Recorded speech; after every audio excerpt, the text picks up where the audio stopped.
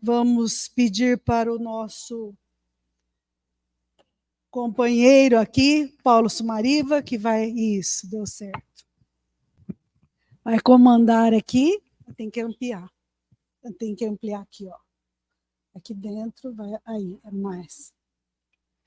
Aí, agora nós vamos treinar de novo para que os internautas que estão nos assistindo possam participar. Né, Paulo? Bom dia. Aí, que coisa boa. Nós temos alegria hoje de contar com o nosso querido orador, amigo da nossa casa, o Oceander, né? Que nos preparou uma palestra ótima. E é com muita alegria que nós vamos recebê-lo, né? Vibrando carinho e afeto por ele. Oceander, por favor, venha sentar aqui.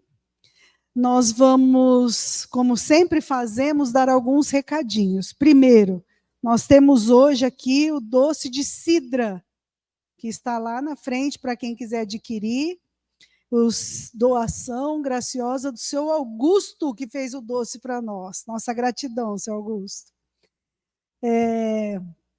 Nós vamos sortear um livro. Vamos pedir para a Fátima um livro para a gente sortear. Que está faltando aqui, Fátima. Pode trazer 2, que aí já fica para depois. E vamos fazer a propaganda deste livro aqui, ó, Colorindo o Evangelho. Nós temos ainda algumas unidades aqui à venda, tá?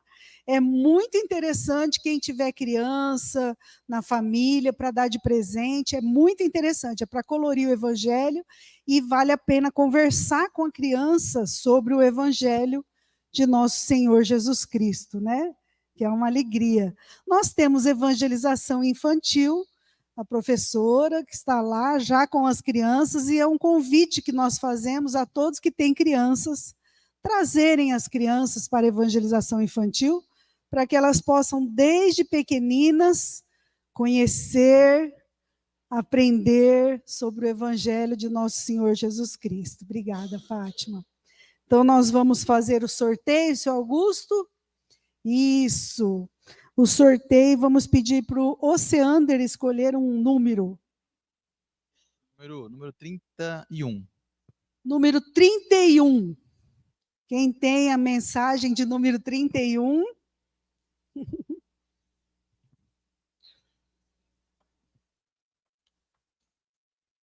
Aí, outro Paulo, né? Parabéns, boa leitura, viu, para vocês. Aproveitem. E vamos sortear mais um número. Número 20. Número 20, o Oceander escolheu aqui. Quem é número 20? Nós temos um livro aqui do professor Gerson Sestini sobre a história. Você tem esse livro? É a história da nossa casa aqui, da dona Domingas. Então, você vai ganhar o livro. Valeu! Vai ver que você precisava conhecer a história dela, né? Da dona Domingas, fundadora aqui do Consolador há 91 anos. 91 anos que essa casa divulga os ensinamentos espíritas, faz a caridade, e desta casa saiu o albergue noturno, a creche Irmã Estelita e o Hospital Bezerra de Menezes. Então, olha que bênção para todos nós, né? A oportunidade de trabalho no bem, a oportunidade do estudo espírita, de promover o bem-estar social. Que coisa boa. Vamos vibrar por todos, né? Os envolvidos nesta obra. Nós vamos, então, fazer a nossa prece inicial.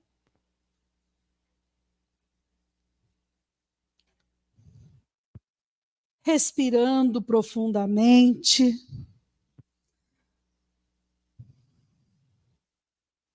Vamos asserenando os nossos corações. Inspira, expira e pense em Jesus neste momento especial, neste domingo ensolarado, que as bênçãos dos raios solares esquentam a nossa alma, o nosso planeta. Nós agradecemos a Deus, nosso Pai, de infinita bondade, pelas bênçãos da natureza ao nosso dispor. Gratidão, Pai, por tantas belezas da natureza, que nós muitas vezes nem contemplamos, nem admiramos, por nossa pequeneza ainda. O sol, a chuva, as nuvens, as flores, são tantas, infinitas bênçãos, que nem poderíamos enumerar. Assim como as bênçãos da nossa existência, quantas oportunidades felizes todos nós recebemos ao mergulhar novamente na carne. A oportunidade feliz de um corpo físico para desenvolver as lutas que nos competem. Ah, Senhor, muito obrigada. Obrigada por esta oportunidade feliz desta encarnação. Que temos este tesouro imenso que é o conhecimento, que nos liberta da ignorância sobre a morte. Ah, Senhor, muito obrigada por podermos entender a continuidade da vida após a morte.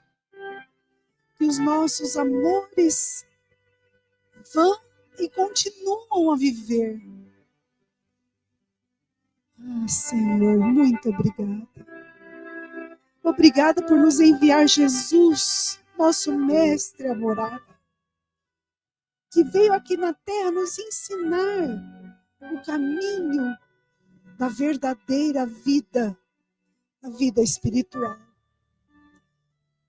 E nos prometeu o Consolador prometido que veio nos ensinar que a vida continua, que a vida existe em várias dimensões e que nós aqui estamos para evoluir em amor. Por isso, Jesus de Nazaré, nós te rogamos por acréscimo de misericórdia, que possamos amar mais, doar mais de nós mesmos, fazer todo o bem que estiver ao nosso alcance,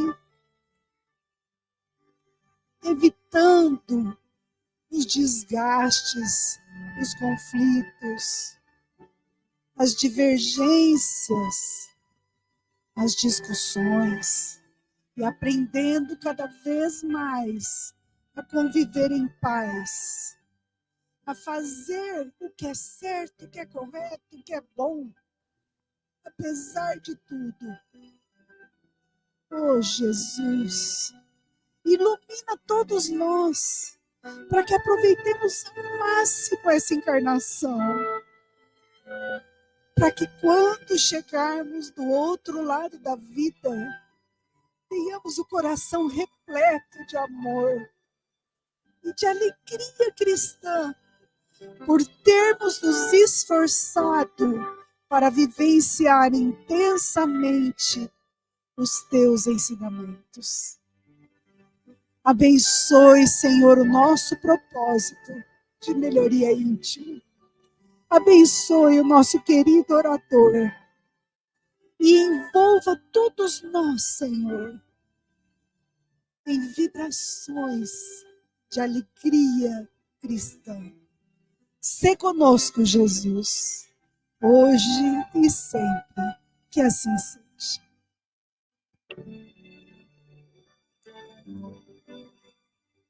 Nossa, que emoção! Quando a gente ora com unção, com fervor, a gente se emociona muito, né? E que coisa boa podermos nos emocionar. Então, vamos vibrar afeto para o nosso querido amigo Oceander.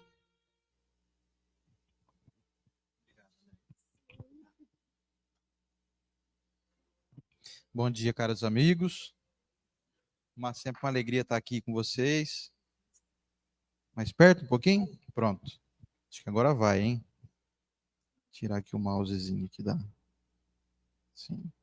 Pronto. É sempre uma satisfação poder falar com vocês e estudar um pouquinho mais a nossa doutrina, que nos traz tantas soluções. Soluções essas que dependem de um nosso pequeno esforço, como dizem os espíritos amigos, através de Allan Kardec, quando perguntado do porquê de nós termos aí uma estagnação no nosso desenvolvimento, e eles responderam que nos bastaria apenas um pequeno esforço para que nós pudéssemos entrar numa outra faixa de sintonia. Então, poder falar de doutrina espírita é falar de métodos de automelhoria significativos, de transformação na nossa conduta, na nossa saúde física, no nosso bom ânimo, na nossa disposição a tudo que nos espera logo ali adiante. Eu estava pensando agora de manhã, né? A gente acorda já fazendo reflexões, acho que todo mundo faz isso, né? A beleza que é imaginar que as coisas têm a tendência de só melhorarem. Não tem como regredir. Não tem como nós evoluirmos, ou seja, as coisas retrocederem. Isso para mim é um grande alento, que não importa o que pareça, não importa o que digam, não importa se existem os pessimistas, se existem aqueles que gostam de um sensacionalismo barato, isso nada importa. O que importa é que nós estamos na certeza de que estamos aí numa crescente, enquadrados todos numa lei de progresso muito presente. Basta olhar ao redor, basta olhar para si mesmo. Nós nunca fomos tão bons como somos hoje. A não ser que tenha alguém aí que acredite que é possível, assim, já fui muito melhor e hoje eu estou piorando, parece. A gente pode até piorar no estado emocional, né, às vezes, mas nas nossas conquistas morais e espirituais, nós estamos todos em franco progresso. E a reflexão de hoje que eu trouxe é relacionada ao orgulho e o que seria, então, o antagônico do orgulho, a humildade. Eu troquei hoje, vou deixar a humildade hoje um pouquinho de lado e coloquei o tema generosidade. Vamos ver o que nos diz a obra do nosso incansável Allan Kardec, Evangelho segundo o Espiritismo, capítulo 7, Bem-aventurados os pobres de espírito, lá no seu item 11, Kardec diz o seguinte: despertai, meus irmãos, meus amigos, que a voz dos espíritos vos toque o coração. Sede generosos e caridosos, sem ostentação. Quer dizer, fazei o bem com humildade, que cada um vá demolindo aos poucos os altares elevados ao orgulho. Numa palavra, sede verdadeiramente cristãos, e atingireis o reino da verdade. É uma mensagem bastante poética, sim, mas nos remete a essa busca pela oportunidade de continuar crescendo.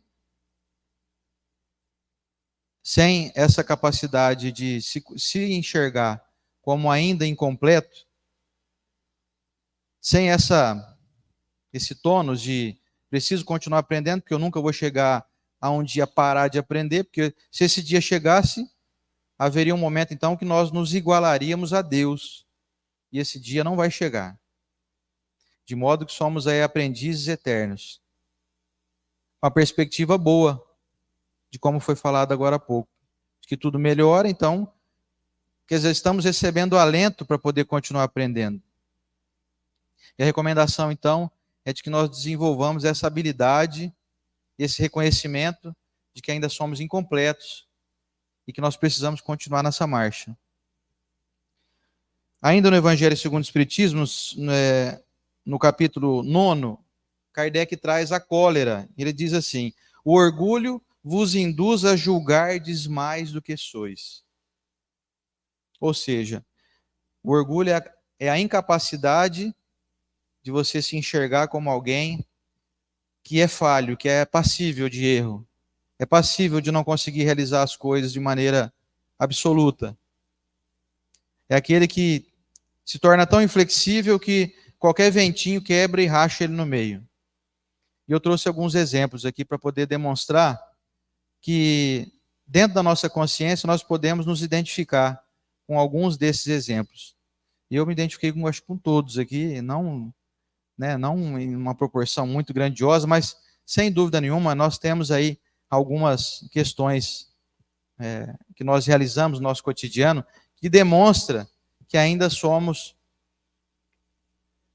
excessivamente vaidosos, excessivamente melindrosos, com a possibilidade de sermos preteridos ou deixados de lado, ou então que a nossa opinião não é a que verdadeiramente carrega, né, toda a essência da verdade.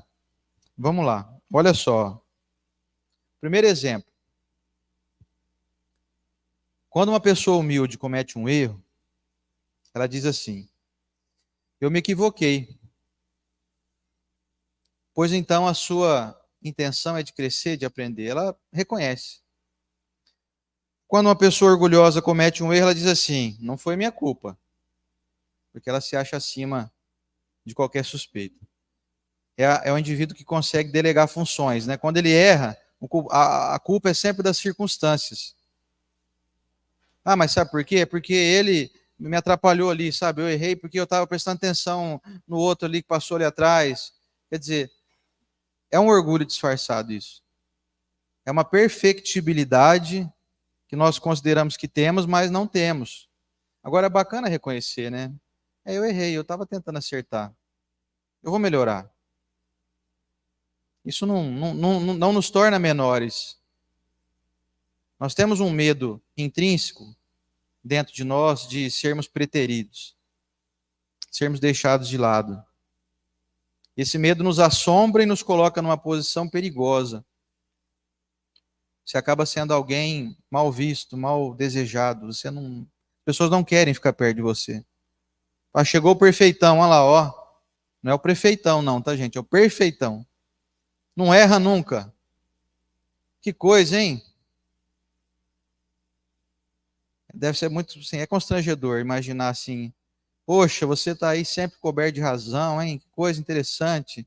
Será que Deus te colocou no lugar errado? Será que você está num mundo aqui ainda, né, de provas e expiações? Aí você deveria estar num mundo de perfeição já, um mundo dos felizes, né? Porque você não comete equívoco jamais. Né? Então esse é o primeiro exemplo. O segundo exemplo, ó, a pessoa orgulhosa dá desculpas, mas não dá conta das suas obrigações e pendências.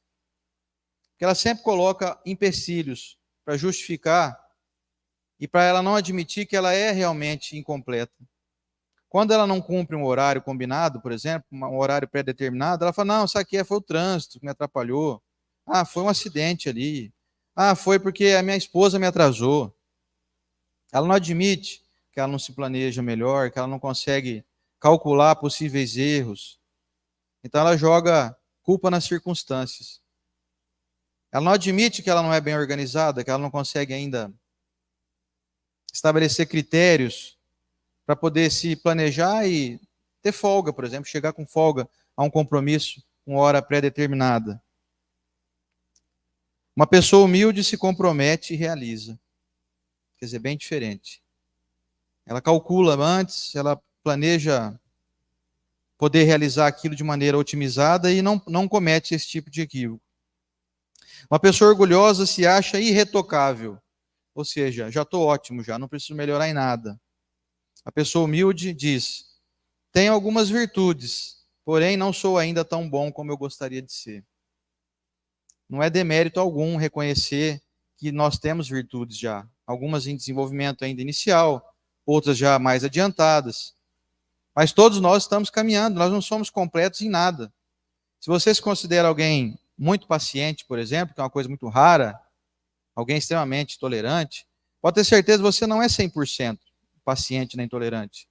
Vamos dizer assim que, em paciência eu já estou aí 30% de paciência. Para chegar a ser 100% vai ser o dia que a gente for já completo nas outras virtudes também. Então, se não consigo ser 100% em nada, é sinal que eu necessito de aprimoramento. Devo reconhecer, devo até me estimular intimamente, sem contar isso para ninguém, né? Porque senão a gente se torna vaidoso, né? Sabe como é que é? Sou uma pessoa muito paciente. Ou então eu sou uma pessoa cheia de virtudes. Não faça isso, não conte para ninguém. Se você acha que isso é verdade, e eu acredito que seja, guarde para você. Senão a gente entra na linha de uma das facetas do orgulho, que é a vaidade. O autoengrandecimento não é saudável. É uma exacerbação, olha, exacerbação do ego, né? Desse desejo de se mostrar. Quer dizer, a gente vira igual a música lá do Ney Matogrosso, né? Pavão misterioso, né? Pavão misterioso. Fica lá. A gente fica apavonado, né? Abre aquele leque de plumas lá e se torna assim: olha como eu sou paciente, como eu sou virtuoso. Então não conte para ninguém isso. Não se auto-engrandeça. Porque tem um orgulhozinho embutido nisso. A pessoa humilde respeita aqueles que lhe são superiores e trata de aprender algo com todos. A orgulhosa resiste àqueles que lhe são superiores e trata de pôr-lhes defeitos. Tem uma frase que eu gosto muito, diz assim: a maneira mais covarde de você se auto-engrandecer é querer rebaixar os outros. Quer dizer, para eu me sentir superior, então eu dou uma martelada na cabeça de todo mundo que está aqui perto, todo mundo cai, né? Aí eu tô, tá vendo? Eu tô aqui. Então nós vivemos uma hierarquia. Às vezes na nossa casa, tem alguém lá que comanda mais do que nós. Na casa espírita, tem sempre um dirigente. Se você é trabalhador, vai ter alguém que vai ter a última palavra. Na sociedade, você vive, no teu trabalho, tem, a não ser que você seja o chefe, o dono, majoritário. Ainda assim, às vezes o chefe também, ele é dono da empresa, mas ele depende dos clientes, ele depende de uma série de outras pessoas. Quer dizer, nós nunca vamos ser maiorais 100%, sempre tem pessoas ao nosso redor. Então nós temos que aprender com elas. Isso não é assim, então eu tenho que ficar me rebaixando para quem está acima de mim. Não é isso. Nós somos todos aprendizes uns dos outros. Então, se você trabalha numa empresa e tem um chefe lá, que aparentemente você considera que não tem um intelecto suficiente para conseguir desempenhar suas funções de uma maneira como você considera adequadas, se ele está lá não é por acaso. E se a gente não consegue aprender nada com ele, nós temos então a oportunidade de auxiliá-lo para que então ele possa crescer.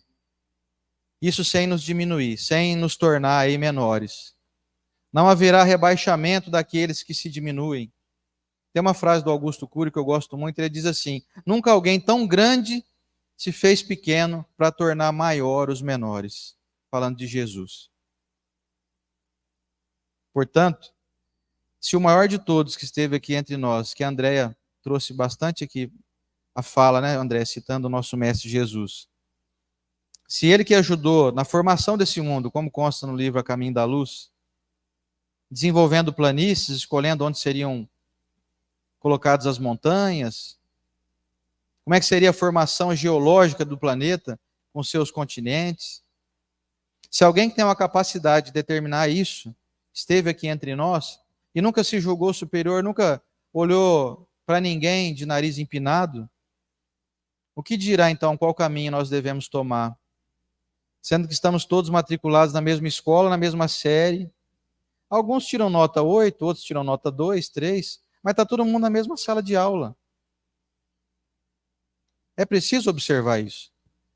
Então, diante dos superiores, entre aspas, daqueles que estão comandando, nós temos aí a obrigação de desenvolver então um pouco mais de humildade de trabalhar para o bem da coletividade, ou então nós nos tornamos tiranos.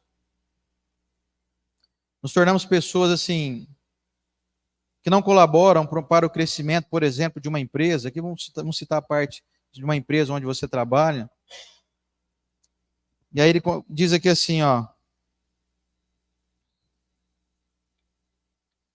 Trata de pôr defeito no outro, quer dizer, é uma maneira infeliz de diminuir o outro. É sinal, então, que eu não tenho defeito, né? Quando eu aponto muito os outros, é sinal que eu não tenho aqueles defeitos. Olha de novo o orgulho aí. Que o outro é assim, ele é assado, ele não é tão inteligente, ou ele poderia ser melhor. Quer dizer, olha aí, eu tô me engrandecendo por tabela, diminuindo todos que estão ao meu redor. Outro exemplo, ó. O humilde sempre faz algo mais além da sua obrigação. O orgulhoso não colabora e sempre diz: eu faço o meu trabalho. Tem aquela passagem do Evangelho que Jesus recomenda que se te obrigarem a andar 1000 passos, vai com ele e ande 2000 passos. Se lhe pedirem a capa, ofereça-lhe também a túnica. Ou seja, faço sempre um pouco a mais. Porque parece, sim, ser um mau negócio isso. Mas escuta, não está certo eu fazer só a minha obrigação? Tecnicamente, sim. Você pode só fazer a tua obrigação.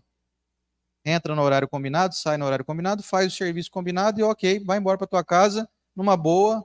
Você não é desonesto por isso. Só que aquele que fica um pouquinho a mais, que faz um pouquinho a mais, que cobre o outro, aquele que auxilia um pouquinho a mais, ele não perde, ele só ganha, porque ele cresce. Você imagina se eu estou, por exemplo, designado a fazer uma determinada função numa empresa e eu faço um pouquinho de vez em quando a função do outro. Eu estou aprendendo mais. Eu não me limitei, eu não me coloquei numa posição de exclusivismo somente daquilo que eu faço, ou daquilo que eu sei. Eu passei a entrar num outro nicho. Ou seja, vou desenvolver novas habilidades, vou me tornar alguém que, indiretamente, sem que eu coloque isso na mesa, eu me tornarei imprescindível. Portanto, onde você estiver, seja no teu trabalho, seja na sua casa, seja na sociedade, se você fizer sempre um pouco a mais, quem ganha é você. Quem vai estar desenvolvendo novas habilidades e novas virtudes é você. O ato de servir te distancia do egoísmo e te aproxima da divindade. Porque para um dia nós chegarmos ao patamar de anjo, nós vamos ter que aprender todas as virtudes. Nós vamos ter que aprender todas as profissões. Será que Jesus, por exemplo, não sabe medicina, química, matemática? Jesus sabe de tudo. E nós vamos chegar a ser Jesus um dia? Vamos. Foi ele que disse. Vós sois deuses, vós podeis fazer o que eu faço, e muito mais. Então, dentro desse entendimento, se eu estou caminhando para um dia para a angelitude, eu vou precisar aprender tudo.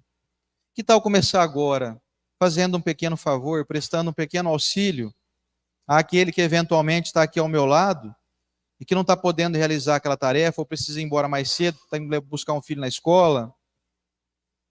Que tal cobrir mais as pessoas? Que tal na hora de varrer a tua calçada, varrer também a do vizinho, por exemplo? Isso é jogar o orgulho de lado. Não, eu só vou varrer a minha calçada. O vizinho que varra dele. Às vezes o vizinho está doente. Às vezes o coitado está lá numa situação difícil. Está com uma dor nos joelhos, na coluna. Para varrer ali tem que estar com a coluna boa, né? Então não custa nada. Você faz 5 minutinhos a mais ali, você varre as folhas lá e ganha a autossatisfação de fazer aquilo que pode ser feito.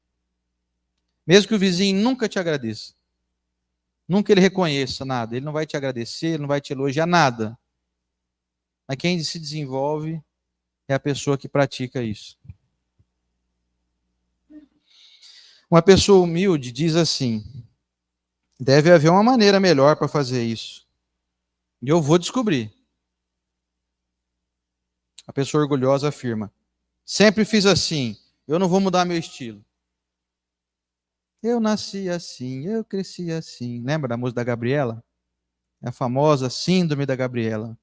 Síndrome de estagnação. Sempre foi assim, sempre será. Mas não dá para melhorar, não?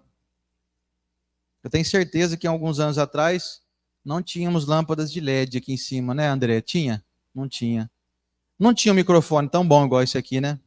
Tinha transmissão ao vivo 20 anos atrás ou não? Tinha na internet 20 anos atrás, quase. Tudo melhorou, tudo está crescendo, tudo está se desenvolvendo. Agora você imaginar, não, aqui nós não aceitamos negócio de internet, falar é no gogó mesmo, o pessoal que se vira aí para ouvir, nada de microfone, nada de ar-condicionado, nada disso. Não vamos ficar aqui como era aqui o Consolador 50 anos atrás. Imagina uma situação dessa. É um desdém com a providência divina. Nós não podemos aceitar a ideia de que as coisas estão estacionárias, engessadas. Não se permita você se enraizar no chão e não sair do lugar. Não se permita se dizer assim, estou velho já, eu não dou conta de aprender isso. Essas tecnologias aqui, eu não consigo me familiarizar com isso. Computador só sei apertar o botão do power só, mais nada. Não aceita isso não. A flexibilidade é característica dos humildes. Quer dizer, o que está hoje, está bom hoje, não está? Não estava bom quando era aqui, sem ar-condicionado, por exemplo? Estava bom, dá para ficar aqui. Mas dá para melhorar? Dá, não dá? Por que não melhorar? Nós estamos bem já no que a gente vem fazendo. Mas dá para melhorar um pouquinho mais, não dá? Então, essa capacidade de se redimir, de aceitar a possibilidade de melhoria, já nos torna alguém mais próximos de receber mais amparo. Porque quando eu me abro para uma nova ideia, a espiritualidade amiga aposta em mim. Ela investe em mim. É como se fosse um investimento, vamos dizer, um investimento financeiro. A providência divina injeta, entre aspas, dinheiro em mim. Porque sabe que eu vou utilizar esse dinheiro espiritual. Eu vou dar mais amplitude ao meu desenvolvimento mental, às minhas capacidades de enxergar e arrumar maneira de corrigir, de melhorar tudo ao meu redor. Se dá para melhorar a nossa saúde, por que não? Se dá para melhorar a nossa convivência com quem a gente ama, por que não? Aí você pode pegar até no campo material. Dá para melhorar o teu carro, por exemplo? Compra um carro mais moderno, vai ser mais econômico, vai ser mais confortável. Não, tá ótimo. Meu Fusquinha 72 aqui tá muito bom. Tem um ar-condicionado lá maravilhoso, aquela ventarolinha que você abre assim. Só que se o carro estiver parado, não venta nada, né? Tem que estar andando, né? Senão não tem vento. Dá para comprar um carro com ar-condicionado, você fica parado, ele está ligado? Dá. Então melhore. Isso falando da parte material, né? Agora você imagina da parte moral, da nossa convivência, da nossa tolerância. Vamos adiante aqui.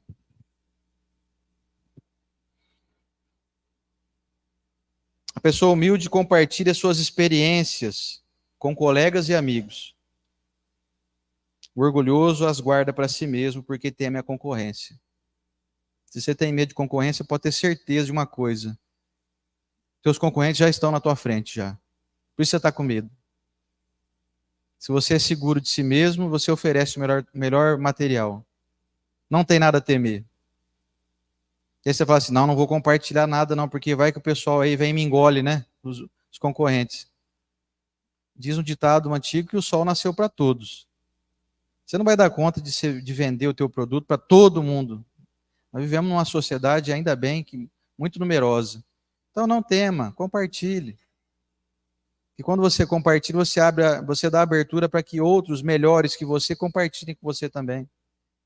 De modo que, sem dúvida nenhuma, eu posso dizer aqui que tudo que nós recebemos hoje é porque foi compartilhado com quem está acima de nós. Essa própria leitura aqui dos nossos livros, né, do Pentateuco mesmo, foi compartilhado por espíritos superiores que já habitam mundos felizes. Vieram nos trazer aqui informações sem medo nenhum de que então nós pudéssemos um dia ultrapassá-los. Se estamos sendo ajudados o tempo inteiro, por que não fazer o mesmo e ajudar aqueles que também querem crescer? Porque se você está no degrau número 10, não tema aquele que está no degrau número 5. Ajude ele a chegar no 10, porque quando ele chegar no 10, você já vai estar no 15.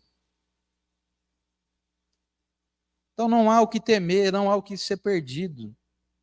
Não estamos aqui em disputa uns com os outros, nós estamos aqui em disputa de nós com nós mesmos.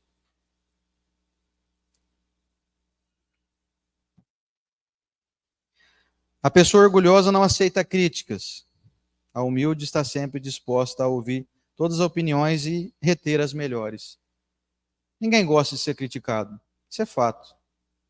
Não vamos aqui dizer que nós estamos abertos a críticas e tal. A gente fica um pouco chateado quando somos criticados. Só que sabe por que a gente fica chateado? Porque a gente reconhece que tem um fundo de verdade naquilo. Se a gente achasse que aquela crítica é absolutamente absurda, nós não ligaríamos. Só nos incomoda, só nos faz mexer na cadeira quando alguma coisa realmente nos pegou porque tem um fundo de verdade.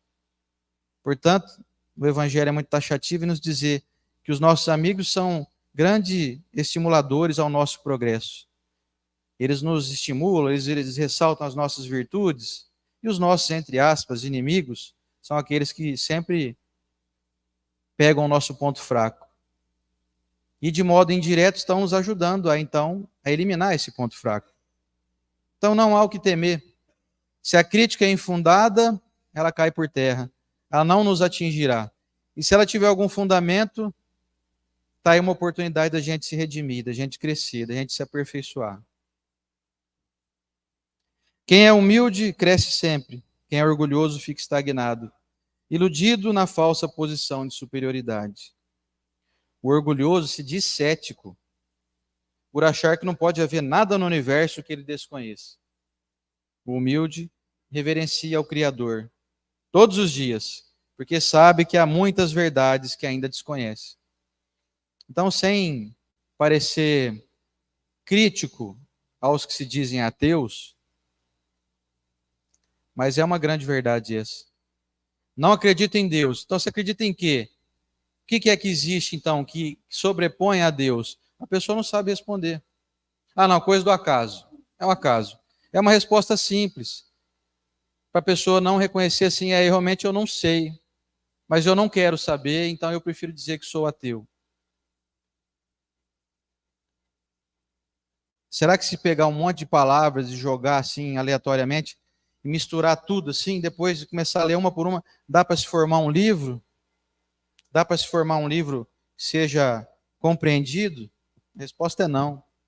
Não existe o acaso. E aquele que não reconhece isso, não dá o braço a torcer. E demonstra uma prepotência, um orgulho, uma vaidade. De se dizer assim, não tem nada não. Isso aqui vai surgindo sem querer, ó. A planta nasce lá e o olho nosso aqui funciona durante 100 anos. É uma conjunção lá, casual, de moléculas, de células e pronto. Chega a ser assim até engraçado quando eu vejo quem diz que Deus não existe. Diz que essa obra divina... Aliás, a gente não sabe definir o que é Deus ainda, porque nem Kardec teve essa resposta, né? Só tivemos a resposta de causa primária de todas as coisas. Né? Então, aquele que desenvolve ainda um orgulho dentro de si, esse negócio de Deus aí não existe, não. Eu sou cético. Ou então, como dizia o professor Rodrigues, nosso dirigente do Ailuz, ele se dizia, quando jovem, sou agnóstico. Quer dizer, sou antirreligioso. Então, nós temos que pensar nisso. Será que nós não estamos nesse caminho aí, não? Desse ceticismo que nos conduz a uma linha de infelicidade. Chegará um momento na vida em que alguma coisa você vai ter que se agarrar em alguma coisa, que a gente vai cair um dia. Uma doença, o desenlace de um ente querido, um acidente, uma coisa inesperada. A gente vai se agarrar em quê? Ao acaso? Tem um amigo meu que ele é muito, eu considero hoje eu considero ele muito humilde. Ele um dia confessou para mim, falou assim, eu me dizia ateu até os 18 anos de idade, quando uma irmã minha teve uma doença muito grave e eu vi que ela estava com grande chance de desencarnar. Hoje ele usa esse termo, né, desencarnar, né? Ele falou, na época eu dizia assim, morrer, né? Se extinguir. Eu fiquei tão desesperado com a possibilidade de perder minha irmã, que era 2 anos mais velha que eu, 2 anos mais velha que eu, e eu não tive como não me agarrar a algo, e eu comecei a tentar entender Deus. Confesso que ainda não entendo, mas sei que ele existe. Aí eu falei assim, mas a tua irmã se curou? Eu falei, não, foi curada, tal, ela está bem hoje, está aí, já casou e tal, está tudo bem. Foi se ela não tivesse se curado? Você ia continuar com essa ideia? Falou, olha, rapaz, eu não sei te dizer, hein? Porque só se ela não tivesse curado que eu poderia te responder isso. Mas eu ia ficar bem abalado. Falei, pois é, morrem milhares de pessoas todos os dias. Será que Deus não gosta delas? Aí depois que a pessoa vai entendendo, né, essa imortalidade do espírito, ela vai entrando numa outra faixa de sintonia. E então, caminhando aqui para a nossa finalização, gostaria de falar um pouquinho da generosidade. Eu gostaria de citar então a Revista Espírita, de maio de 1858. A Revista Espírita é uma obra de Kardec muito pouco estudada pela maior parte dos espíritas, e traz grandes reflexões. Essa, por exemplo, quem ditou foi o Espírito de São Luís. Falando em relação do orgulho, ele diz assim, ó, sóbrio, olha só, ele está falando para os sóbrios. Eu acho que a gente se considera sóbrio, né? Sóbrio, humilha-te, porque a mão do Senhor curvará o teu orgulho até a poeira. Escuta, nasceste onde te lançaste a sorte. Saíste do seio materno fraco e nu, como o último dos homens. Por que levanta a frente mais alto que os teus semelhantes? Tu que como eles nascem para a dor e para a morte. Escuta, o cão do coveiro brincará com teus ossos. Olha isso. E eles serão misturados aos do mendigo. A tua poeira confundir-se-á com a dele, porque um dia vocês ambos serão apenas pó. Então, amaldiçoarás os dons que recebeste. Quando vires o mendigo revestido de sua glória, e chorarás o teu orgulho. Humilha-te, sóbrio, porque a mão do Senhor curvará o teu orgulho até o pó. Olha só que lição para os orgulhosos, para os vaidosos, os egoístas. Um dia chegaremos todos à mesma vala. Não há diferença física entre nós, entre quem é mais rico, entre quem é mais bonito. Não há diferenças de sangue entre castas. Não existe sangue nobre. Os exames científicos já comprovam. Isso Kardec já dizia em 1858. Imagina hoje, então, com o avanço tecnológico, da descoberta de que somos absolutamente iguais. Os órgãos de um negro podem ser transplantados a um branco e vice-versa. De um rico a um pobre, de um inteligente a um que ainda cultiva a demência. E aí tem uma reflexão que eu gosto muito, diz assim, sabe por que o mar é grande? Tão imenso e tão poderoso? Porque ele foi humilde o bastante para se colocar alguns centímetros abaixo de todos os rios. Sabendo receber, tornou-se grande. Se quisesse ser o primeiro, se quisesse ficar acima de todos os rios, não seria o mar, seria uma ilha. E certamente estaria isolado. E da generosidade, me lembro muito de um livro que li recentemente, escrito pelo nosso querido Clóvis de Barros Filho, chamado Shinsetsu, a arte da gentileza. Vale a pena, fica a recomendação para a leitura, muito gostosa, uma leitura fácil.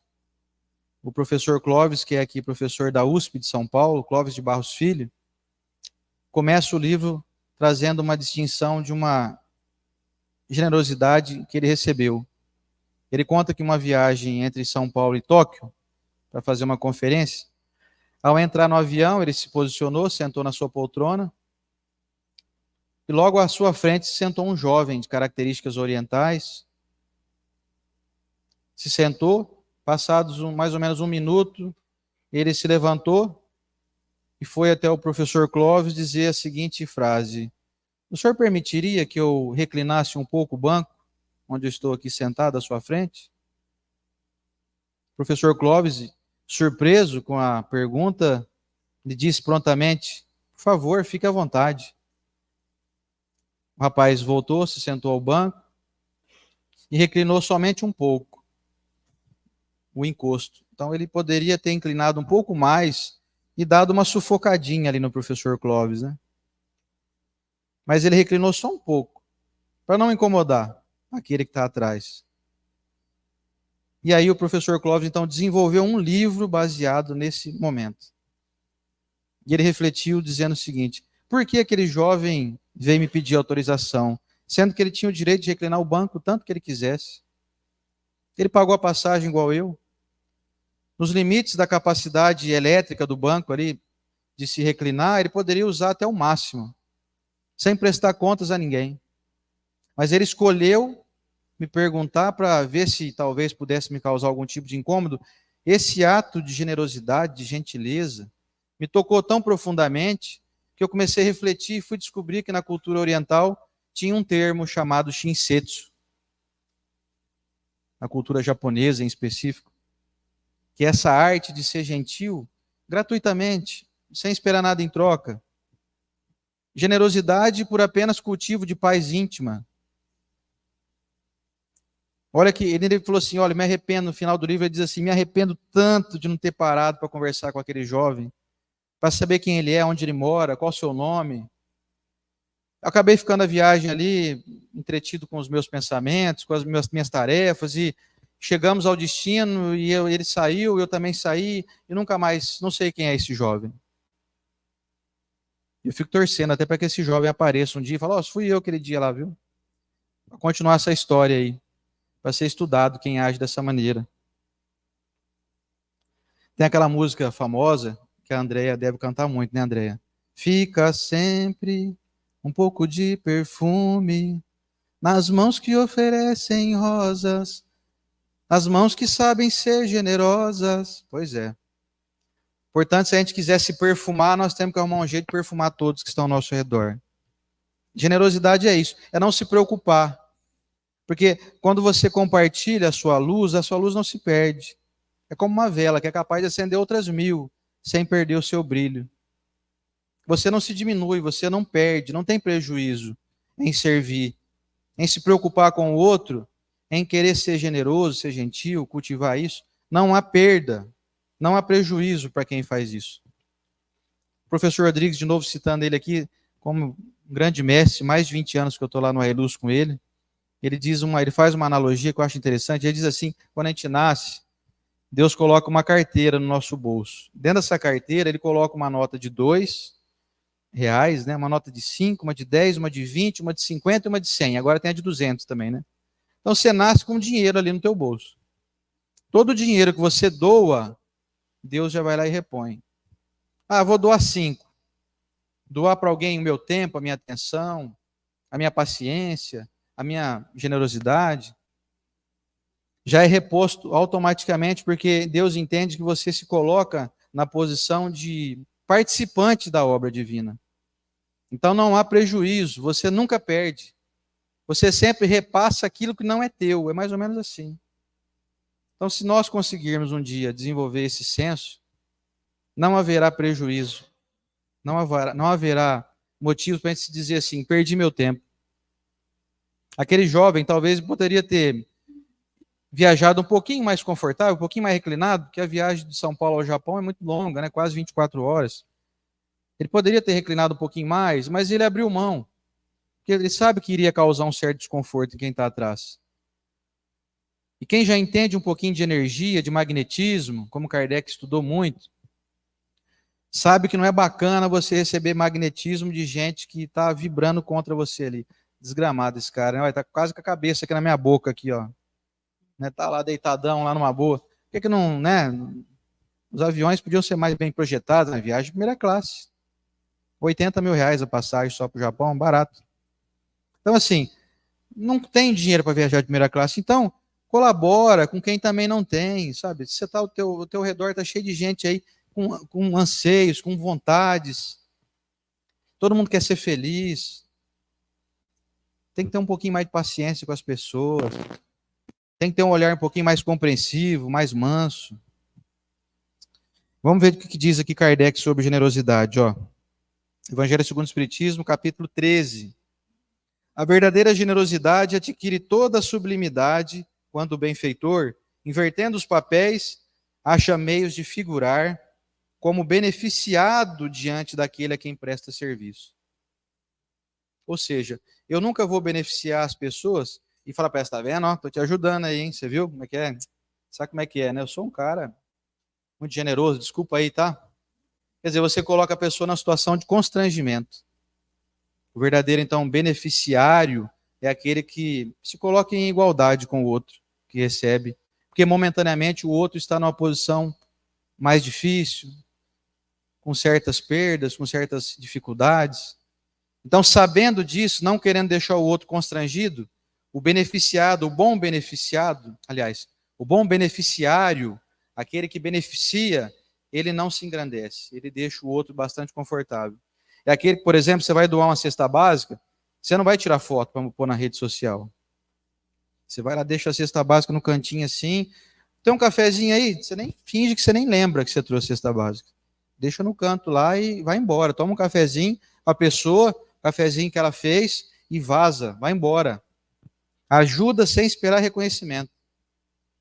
Lembro de um amigo uma vez falou assim, eu estava ajudando um cunhado meu, que ele ficou desempregado, e esposo da minha irmã, com 3 filhos pequenos, eu estava levando uma cesta básica todo mês lá para ele.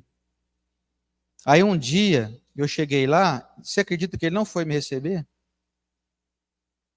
E eu sabia que ele estava lá. Ele ficou no quarto lá, trancadinho, falei com a minha irmã, e eu deixei a cesta, mas eu falei para você, eu acho que eu não vou levar mais cesta lá não. O que você acha disso? Eu falei, meu Deus do céu. Eu falo, eu conto ou vocês contam? Eu falei assim, você está brincando, você tá correndo o risco de não ir lá mais por conta disso? Ah, é lógico, eu levo uma cesta lá, o cara nem reconhece nada, mas você está em busca de reconhecimento? Você não cogitou a possibilidade do teu cunhado estar extremamente envergonhado, constrangido, que ele não consegue trabalho, com criança pequena lá, você está ajudando ele para receber louros, ovacionamento, aí você quer tapinha nas costas? Eu pensei, eu vou perder até a amizade com esse amigo meu, mas não vai ter como, né? Ele me perguntou, né? Vou ter que responder. Falei, se você deixar de levar a cesta lá, você é um tremendo, um orgulhoso, um egoísta. Você está brincando comigo. E ele, então? Que nem aparece lá. Ele é problema dele, não é problema seu. Se você pode ajudar, a tua função é ajudar. Você continua levando lá. Aliás, você deveria levar num horário que você sabe que ele nem está lá, para não constranger ele ainda mais. Descobre uma hora que ele sai para procurar serviço e leva a cesta nessa hora. Não deixe ele constrangido, para você se sentir grande. Mas não é bem assim. É assim, se você parar para pensar. Aí ele despediu desse meu amigo, passou um tempo, passou uns 2 meses. Eu falei, e aí, continuou levando a cesta lá ou não? Ele falou, não, estou levando sim. Eu entendi o recado. Então, olha isso. Isso está previsto por Allan Kardec. Frase de André Luiz no livro Agenda Cristã. Sua generosidade chamará a bondade alheia em seu socorro. Quanto mais generoso você for, mais a bondade alheia virá ao seu redor. Porque é uma questão de atração, sintonia. O sujeito generoso atrai generosidade de gente que ele nem conhece. Porque ele é imantado, ele é assim, você fica uma pessoa como se tivesse uma atmosfera de generosidade em torno de você. Essa atmosfera se coliga com outras pessoas que também são generosas. Pode acreditar, um dia você vai precisar. Você não vai escapar da necessidade de receber generosidade. Aliás, eu mesmo, falando de mim, eu acho que eu recebo generosidade de todo mundo. Sem exceção. Vocês aqui, então, que dirá, né? Paciência de vocês me ouvirem aqui. Preciso da generosidade de vocês para poder executar esse singelo serviço. Então, nós estamos todos nessa comunhão. É uma síntese de você estar sempre atraindo aquilo que você emite. Você quer atrair generosidade a teu favor? Desenvolva isso no seu cotidiano. Mas como fazer isso? Medindo as suas palavras, medindo como você fala, escolhendo o seu tom de voz, melhorando seu vocabulário e sua capacidade de comunicar-se. As pessoas precisam ouvir o que você tem para dizer. Elas precisam ser elogiadas, estimuladas. Essa é a nossa função de cristão. Não é vir à casa espírita e dizer, sou cristão, sou espírita. Isso é muito pouco. O verdadeiro espírito, o verdadeiro cristão, está a todo momento fazendo isso no seu dia a dia. No trânsito, na hora que vai pagar uma compra, na hora que, como você caminha. Se você caminha serenamente, suavemente, você demonstra o seu cristianismo. O seu semblante, então, o que o dirá, né? É o nosso outdoor ambulante, é a maneira como você expõe, como está o seu hálito mental. Dá para ser generoso com o nosso olhar.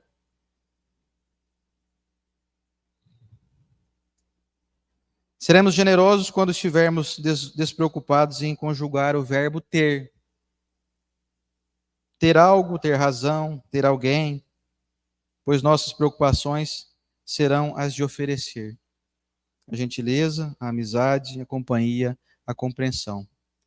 E eu finalizo aqui agradecendo a paciência de vocês, desejando que possam todos tomarem as rédeas da própria vida, fazendo escolhas saudáveis, assertivas.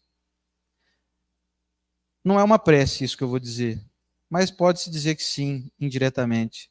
Mas eu não desejo que vocês tenham um caminho livre, uma vida plena, sem nenhum tipo de intercorrência, nada. Eu não desejo isso, não.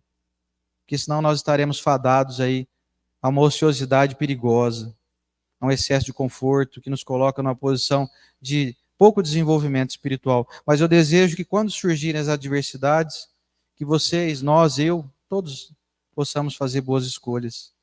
Possamos lembrar do nosso Mestre Jesus, lembrar da nossa doutrina abençoada, que as recomendações estão todas aqui. Ninguém está desprovido do que deve ser feito. Todos nós já sabemos. A lei de Deus está escrita na nossa consciência. Que nós saibamos ouvir mais as orientações desses amigos invisíveis e que são absolutamente comprometidos com a nossa felicidade. Saibamos conquistar a felicidade, oferecendo a todos que nos rodeiam. Muito obrigado a cada um de vocês. Jesus já nos abençoa e eu também abençoo cada um de vocês. Muito obrigado.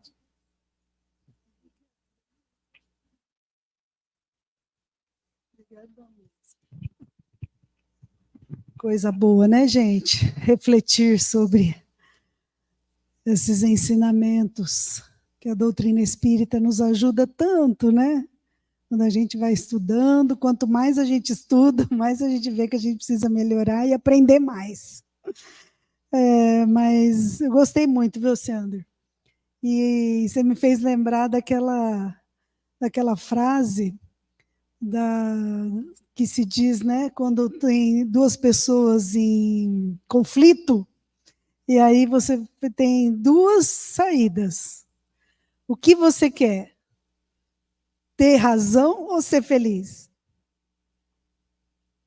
Interessante, né? Para refletir, né? Então vamos lá, vamos nos preparando para os passes. Vamos pedir aos médiuns que se dirijam à sala de passe. A coordenação do seu Augusto e a Ana Lúcia vai ter a coordenação com o seu Augusto para domingo que vem você coordenar os passes, por favor. Seu Augusto, a Ana Lúcia vai acompanhar o senhor para que a semana que vem ela possa coordenar os passes. Então vamos nos dirigindo à sala de passe, os médiuns. Nós outros vamos aqui nos preparando para os passes.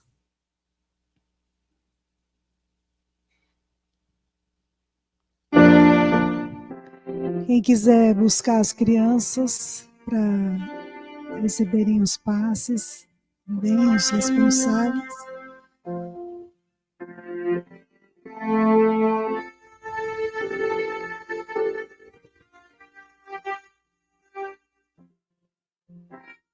Vamos pedir para a Eliane fazer a nossa prece de encerramento.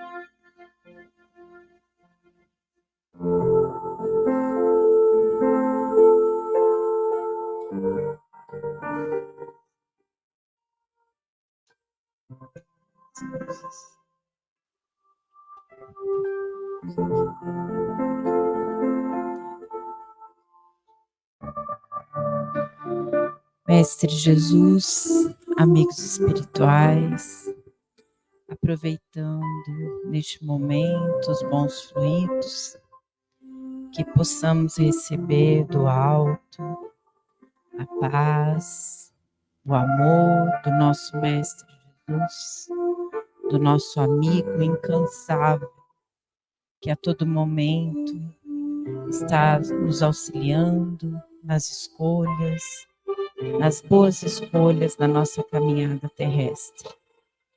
Que possamos estar atentos a essas intuições, a esse amparo, os nossos amigos espirituais, protetores, que a todo momento nos trazem, através dos nossos pensamentos, as melhores atitudes a serem tomadas, baseadas no nosso Evangelho de luz. Possamos, Mestre Jesus, estarmos atentos a todo momento, as melhores atitudes, as melhores ações para nós e para os nossos irmãos da caminhada. Obrigada, Mestre, por mais um dia de nossas vidas. Amém. Assim seja.